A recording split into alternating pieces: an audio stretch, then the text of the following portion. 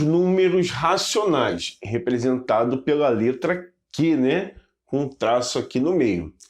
Número racional é todo número que é possível colocar na forma de A sobre B, com B diferente de zero. E a gente tem os exemplos aqui. Menos 1, 2, 1/3, uma dízima periódica, né? No caso aqui simples, e uma composta, menos 1,77, que a gente vai estar tratando na parte de números decimais. A gente vai falar também de dízimas periódicas, ok? A gente tem as frações que são próprias, onde o numerador é menor que o denominador, ou seja, um exemplo, 2/3, que pode ser representado pelo famoso chocolate, né, que a professora ensina lá no ensino fundamental, né? Deu até fome agora, né, falar sobre chocolate. Então você tem 3 pedaços e come 2, então você tem 2/3 ali. Frações impróprias, o numerador é maior que o denominador, e aí a gente tem um exemplo aqui, ó, 7/5. Você tem 7 partes de 5, ou seja, você vai ter um inteiro, que é 5 sobre 5, mais 2/5, e assim representando 7/5, porque é uma fração, olha, falando espanhol, fração. Então, a gente está falando de fração ou frações impróprias. Número misto. A gente tem, por exemplo, uma fração que é imprópria, né? E quer transformá-la no que é chamado de número misto. O que a gente faz? 7 dividido por 3. 7 dividido por 3 dá 2, porque 2 vezes 3 é 6. Para 7, falta 1. Então, na verdade, você vai ter 2 inteiros mais 1/3. E aí, quando você tem essa situação, você só junta os números e aí transforma-se num número misto. Mas aí tu fala assim, professor, mas como eu transformaria ao inverso de número misto, né, para uma fração imprópria? Como é que eu faria? 3 vezes 2, 6, mais 1, 7/3. Professor, não entendi, explica de novo. 2 vezes 3, 6, mais 1, 7 sobre 3. Ou seja, eu multipliquei o denominador pelo 2 e depois somei com o numerador o resultado da multiplicação. Você tem um numerador, né, que é divisível por o denominador e você encontra um número inteiro. Exemplo, 6 dividido por 2, 3. 14 dividido por 7, você tem 2, né? Então você encontra ali um resultado inteiro. Agora vamos falar de redução ao mesmo denominador. Exemplo, 2/9, 5/7 e 7/18. Passou de 10, né? Até 10 seria décimos, né? Antes seria nono, oitavo, sétimo, né? Em relação ao denominador, passou de 10, você fala avos, né?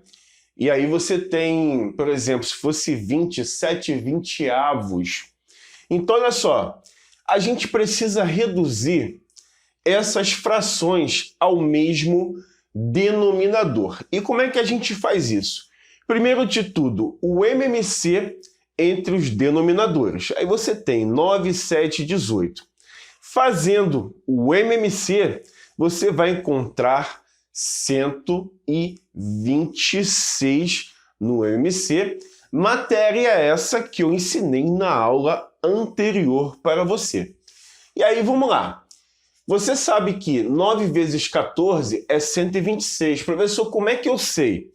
3 vezes 3, 9. Aí você tapa aqui o 3, sobra o 2 e o 7. 2 vezes 7, 14, né? Porque 3 vezes 3 é 9. O que sobra é o número que eu quero multiplicar. 2 vezes 7, 14. Então, 9 vezes 14 e 2 vezes 14. Tapando o 7, você vai ter 3 vezes 3, 9, vezes 2, 18. Então, vai ser 7 vezes 18 e 5 vezes 18. Tapando o 18, que é 3 vezes 3 vezes 2, sobra 7. Então você tem 18 vezes 7 e 7 vezes 7. Logo você tem todos os denominadores sendo 126, ok? E ali você tem 2 vezes 14, 5 vezes 18 e 7 vezes 7, conforme o raciocínio aqui que nós desenvolvemos. Logo você vai ter 28 sobre 126, 90 sobre 126, 49 sobre 126. E se a gente fizer uma comparação de frações utilizando essas situações, né? Essa situação, se for de mesmo denominadores, você vai ter aqui a sequência, né? 28, 49, 90. Por quê? Porque você tem aqui o 126, né? Logo, 28 é menor que 49, que é menor que 90, certo? Agora, quando os denominadores são diferentes, eu já fiz né, a sequência aqui de comparação, né? Dentro do que a gente tinha, a gente vai ter 2 nonos menor que 7/18 menor que 5/7.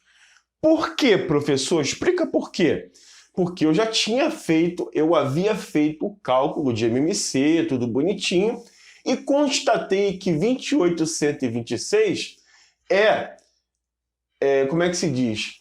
É relativa a 2 nonos, né? Que é relativa a 5/7, que é relativa a 7/18, com suas respectivas frações. E aí eu posso organizar. Para que eu possa fazer uma comparação de frações relativo a denominadores diferentes, eu tenho que passar por todo o processo do MMC, o cálculo e etc. Ok? Agora, falando de adição e subtração com frações. Frações com o mesmo denominador é bem simples, né? 3 menos 1 3 menos 1 mais 3. Aí você tem 3 menos 1 mais 3 e mesmo denominador. Você vai encontrar ali 5/8. Agora, se você tem denominadores diferentes, você poderia fazer MMC. Tem várias técnicas para se calcular frações, né, a soma e subtração de denominadores diferentes. Mas eu vou utilizar uma regra que o pessoal conhece como regra da borboleta, aí na web, né, dentro do YouTube. O que a gente faz? A gente calcula sempre em pares, né? E aí eu fiz aqui, ó, 3 vezes 4, ou 4 vezes 3, 5 vezes 1, ou seja, a gente faz cruzado, né? E aí você tem 5 vezes 3 no denominador. 4 vezes 3, 12. 5 vezes 1, 5. 5 vezes 3, 15. E aí você vai ter 12 mais 5, que vai dar 17 quinzeavos, menos 7 meios, que é o que sobrou aqui. Fazem pares novamente. 17 vezes 2, ou seja, o 2 multiplicando com 17. 15 vezes 7, multiplicando aqui. Logo você vai ter o quê? 34 menos 105, 15 vezes 2, 30. Tenho 34, devo 105, fico devendo 71. E aí você pode utilizar a técnica da borboleta, multiplicando cruzado e direto no denominador, sempre em pares de número. Nunca dá para você fazer 3 caras ao mesmo tempo, somente 2 e depois 2, ok? E aí você pode utilizar.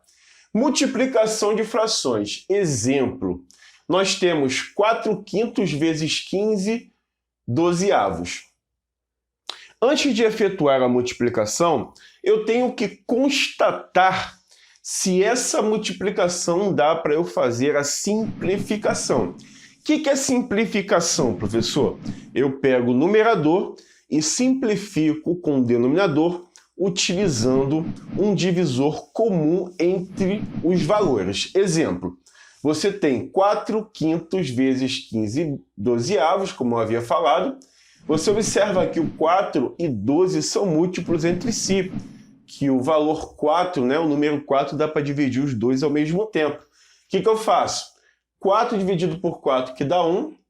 12 dividido por 4, que a gente vai encontrar, nesse caso, 3, né? Na verdade, a gente vai encontrar 3 aqui, ó.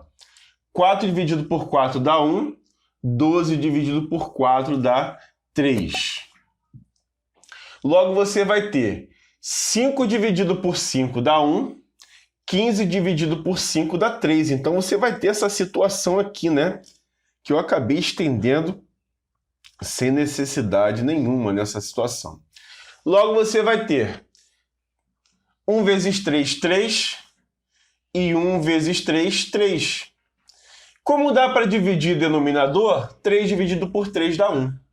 E aí a gente encontra esse valor, né? Conferindo novamente, 4 dividido por 4 dá 1, certo? 12 dividido por 4 dá 3. Se houvesse um número aqui embaixo, eu podia fazer assim, ó, tá? Mas aí eu posso fazer também assim, sempre um do numerador e um do denominador. 12 dividido por 4 dá 3. Agora esse 5 e esse 15. 5 por 5 a gente vai encontrar 1. 15 por 5 a gente vai encontrar 3. Depois da possível simplificação, eu tenho que sempre verificar se é possível simplificar, né? Você vai ter 1 vezes 3, 3 e 1 vezes 3, 3. Como dá para dividir numerador por denominador, não preciso simplificar aqui, você vai encontrar ali o valor 1. Agora, digamos que seja uma divisão de fração. Você tem menos 8/14 dividido por mais 2/7. Logo, você tem menos 8/14 vezes... Aí você repete a segunda fração ali, ok?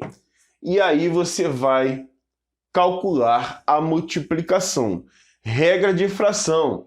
Repete o primeiro, multiplica pelo inverso do segundo. Se não houvesse número aqui no denominador, eu completaria com 1. Observa que o 8 e o 2 são múltiplos entre si e dá para dividir por 2. 8 dividido por 2, 4. 2 dividido por 2, 1. 14 e o 7 também são múltiplos entre si. 14 por 7 a gente tem 2 e 7 por 7 a gente tem 1. Logo, você vai ter menos 4 multiplicado por mais 1, vai dar menos 4. E 2 vezes 1 dá 2. Dá para simplificar agora o 4 e o 2, né? Um de cima e um de baixo. Logo, você tem 4 dividido por 2, 2. E 2 dividido por 2 dá 1. Como 1 não faz efeito na divisão e vai dar o mesmo resultado, a conta acaba exatamente ali no 2, tá certo?